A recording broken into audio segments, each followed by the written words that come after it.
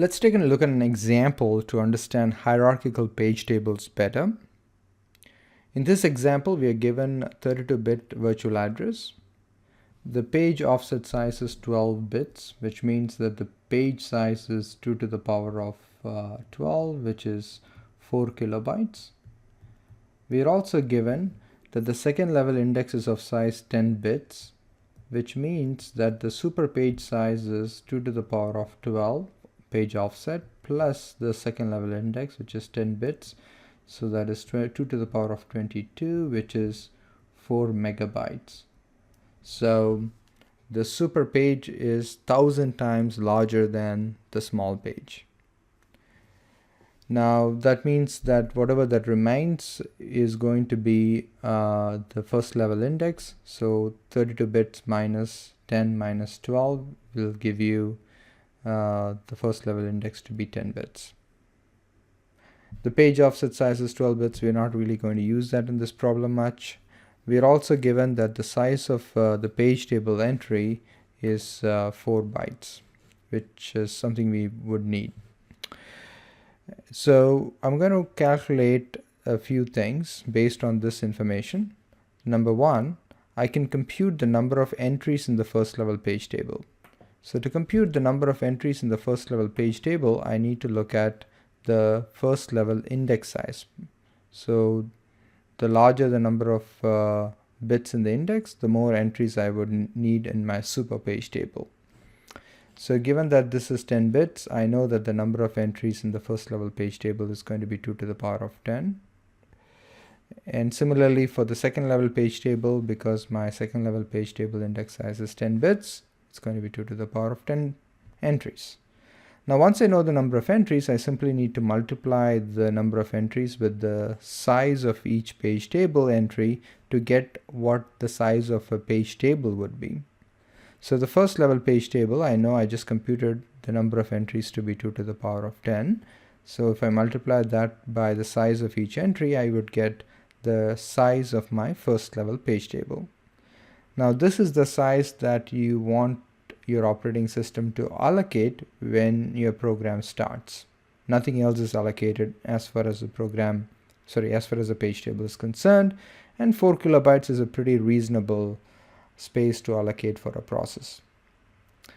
Now the second level page tables are going to be allocated on demand as and when the program executes and when it accesses pages never accessed before. New page tables would be allocated. New second level page tables would be allocated. Now let's try to compute the size of one second level page table. So we know that each second level page table contains 2 to the power of 10 entries, because second level page table has 10 bits. So that's 2 to the power of 10 times 4 bytes, because we are told that the size of a page table entry is 4 bytes in both tables. So therefore the size of a second level page table is also 4 kilobytes. Now a common source of confusion here is to confuse, oh, now the second level page table is the same size as the first level page table. Now keep in mind, this is the size of one second level page table, right? So to understand how many page tables, how many second level page tables you would need to look at the number of entries in the first level page table. Each entry in the first level page table, or the super page table, refers to a second level page table. So you have as many as 1000 second level page tables. So the worst case, you have 4 kilobyte, which is one second level page table, times 2 to the power of 10 is the aggregate size of all second level page tables. But fortunately, we don't have to allocate all of it right at the beginning of the program. At the beginning of the program, an operating system just needs to allocate the first level page table and then allocate the second level on demand. That on-demand allocation is the key to get efficiency from hierarchical page tables.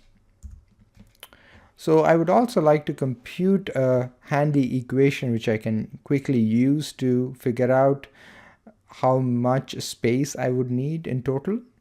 So we just said that the amount of space allocated for the second level page table would depend on how many pages have been accessed. So let's say if my program has accessed sufficient number of pages that I would need n second level page tables. So what that means is that I have accessed at least one page in n different super pages. Okay, so that's an important point. So I have these n super pages, and if I had accessed even one small page in n of those super pages, then I would need a second level page table for each one of these n super pages, 1 to n, right? And that's where this n comes from. And this would be given to you. So you have to analyze the program and find out, okay, how many super pages have I accessed? So for each super page, you need to allocate a second level page table for it. So if you are asked the question, okay, compute the total size of the page tables necessary, you always need to include the size for the first level page table or the super page table, which in the previous example, with the previous slide, we calculated that to be 4 kilobytes. So that I get this 4 kilobytes from there. And now I just said that I need n second level page tables. This would be just given to me. I don't know how many, but I'm just going to assume it's n. And we also know that each second level page table is 4 kilobytes. How do we know that? We just computed in the previous slide 4 to be 4 kilobytes. So I'm going to use this equation later on to reason about different scenarios where n changes. In scenario 1, I'm asked what is the least amount of memory that could be used, and when would this happen? So what is the least amount of memory that could be used? Well, the least amount of memory is, of course, when you start the program, when the program has not accessed any pages, which means n is 0. That's the best case. So if n is 0, then your total size that you would need for your multi-level page table would be just the size of your first level page table, which is 4 kilobytes. Now, what is in the worst case, how many page tables you need for the second level? Well, I need all the second level page tables to be allocated in the worst case. So that means the total number of second level page tables possible is based on the number of entries in the first level page table. So the number of entries in the first level page table is 2 to the power of 10. And so I need 2 to the power of n second level page tables. So n is equal to 2 to the power of 10. So 4 kilobytes for the first level, 2 to the power of 10 times each second level, we said it's 4 kilobytes. So I get 4 kilobytes plus this, which is 4 megabytes. So 4 kilobytes plus 4 megabytes. So this is for the first level page table, and in the worst case I need to allocate 4 megabytes worth of page tables for the second level, which is a lot, but that is for the worst case. Now let's see how we would allocate second level page tables on demand by looking at a simple address sequence. So in this address sequence, I'm given that I've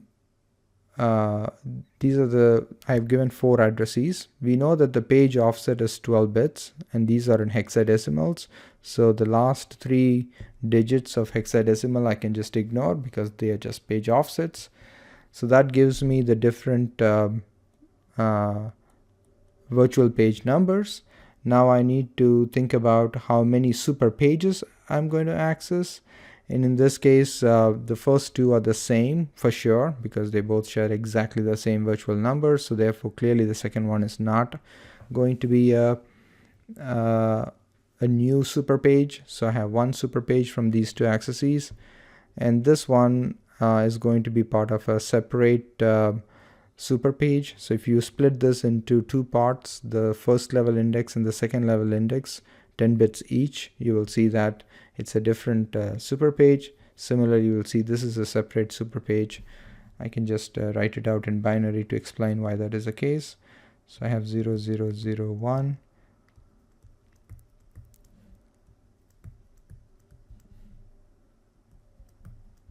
Okay, so if I have 10 bits, So this would be my second level index. This would be my first level index. And for the next address, it would be 001000. The rest would still be the same because they're all zeros in the given address sequence. So clearly this is a different super page from this is a different super page. So and they also access different smaller pages, okay? Which means that whenever you access a new super page, I'm going to allocate a new second level page table. So in this case, I have accessed 3 super pages, and so I would have to allocate 3 second level page tables, for one for each super page. So that means for this example, I would have the first level page table, and then on demand, I would have allocated 3 second level page tables. So together it comes to be 16 kilobytes. And this is a representation of what happens in the common case. So in the best case, we had just the first level page table, which is unrealistic. In the worst case, we have 4 kilobytes plus 4 megabytes, which is also unrealistic because it's very uncommon for a program to access all of virtual memory. In the common case, let's say that this example is the common case representative, we use about 16 kilobytes worth of physical page table space. Okay, now let's compare those options to single level page table size, which is if I just had a single level page table, then when the program started, I would have to allocate the entire single level page table. And we said that is going to be very expensive. So how expensive is that going to be for this example? Well, we know that we need 2 to the power of 20 pages because it's a 32-bit address. We have pages of size 4 kilobytes. So if you go back to this example here, so page offset is gone. What remains is 32 bits minus 12, so that is 20 bits. So 20-bit virtual number means that the number of virtual pages is 2 to the power of 20. Another way to compute it is take the virtual memory size divided by the page size, you get the number of virtual pages. In the case of a single level page table, these are the number of entries in that page table you'll have. So you have 2 to the power of 20 entries, 1 for every virtual page. And we were given that each entry is of size 4 bytes. This was just given to us in the problem. So you multiply those two, you get 4 megabytes. And this is not a coincidence that this is same as what we just computed for second level page tables. The aggregate size of all second level page tables together was 4 megabytes. And we also compute the size of the single level page table to be also 4 megabytes. Now this is not a coincidence, I say, because if I concatenate all my second level page tables together, what I get is the single level page table. And the advantage of multi-level is that only part of that single level page table gets allocated on demand as a program executes. But if I've just had the single level page table, then when the program started, I would have to allocate the entire 4 megabytes. So let's consider another problem where we will find out the number of bits that you need for the second level index and the first level index.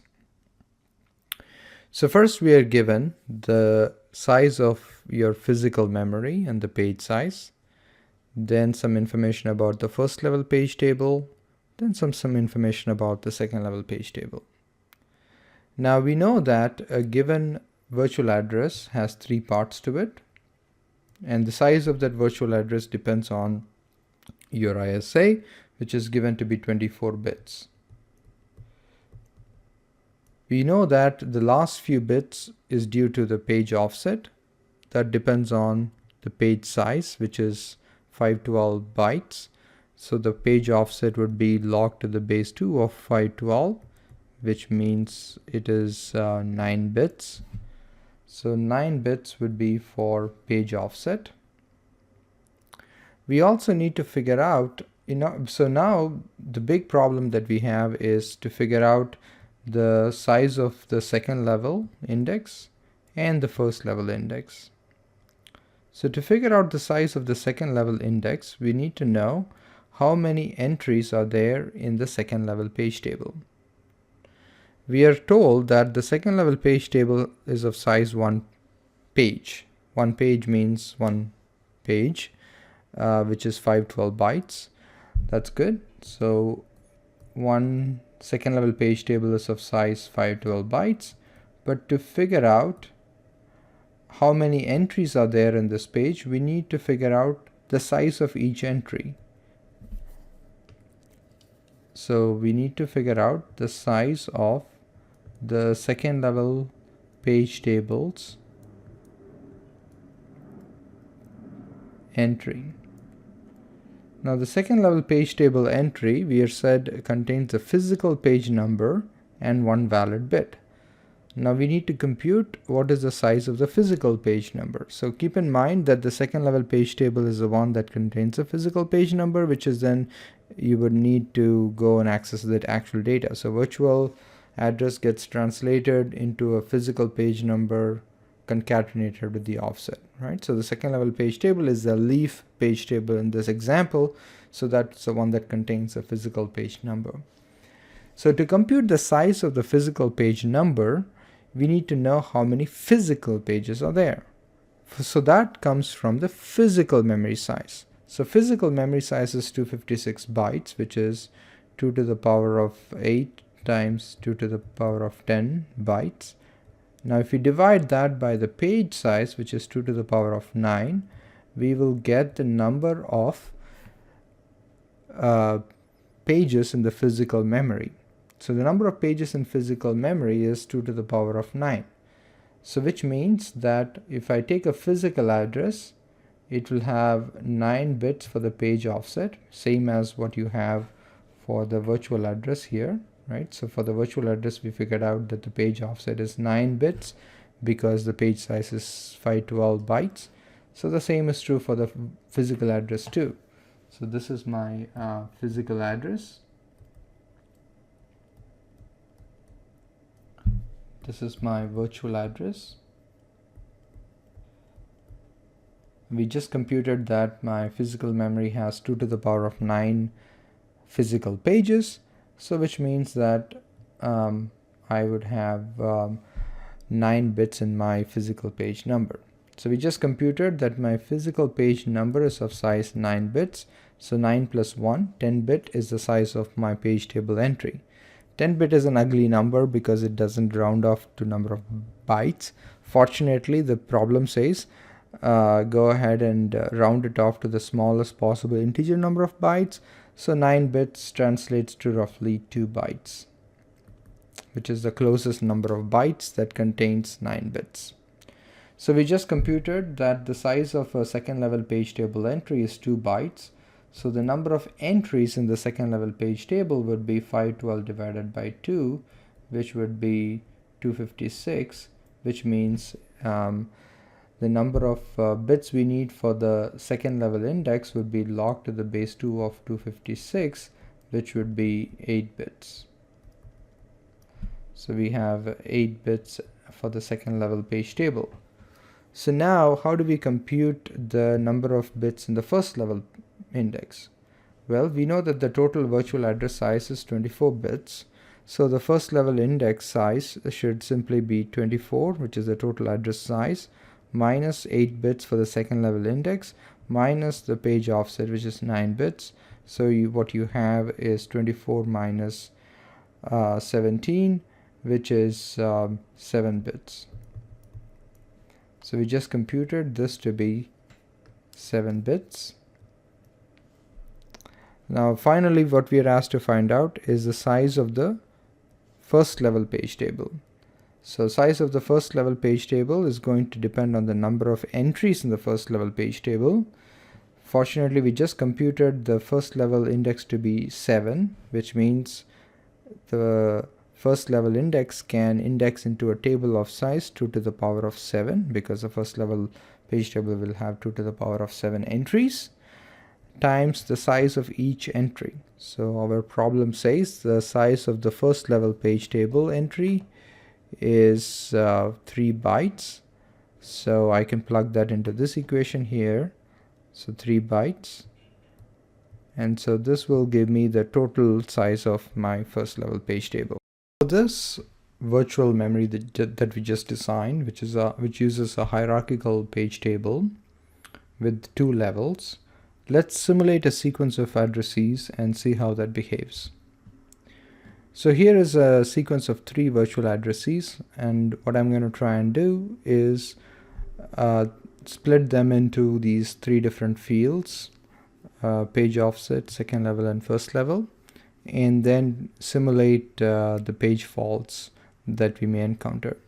So we are also given that if you encounter a page fault, we should allocate a page number, physical page number, starting from 0. Alright, so now what I have done is taken this virtual address, converted into binary over here, and I'm going to try and separate that into 3 different parts. I'm going to first separate it into the page offset. So we are given that the page offset is 9 bits. And so I'm going to take the last 9 bits. So that's my page offset.